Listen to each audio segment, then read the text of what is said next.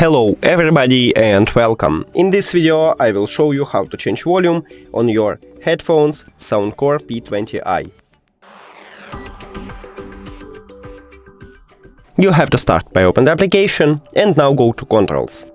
Right here you should decide what gesture you wanna use, single press, double press or press and hold.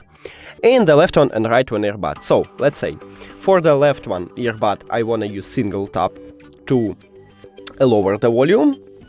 So I'm click on it, and for the right one I wanna single tap again to increase the volume. But it's okay also for the double tap, you can make it or press and hold.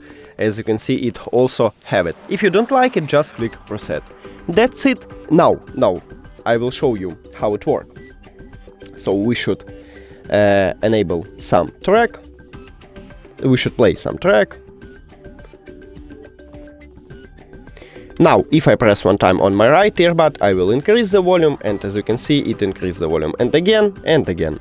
And to lower the volume, just press one time on your left earbud. So, I'm click on it, and I lower the volume, click again, and I click, and I lower the volume again. That's it. Thank you for watching this video. If you found it helpful, please consider subscribing to the channel and leave the like on the video. It's really important to us. See you later.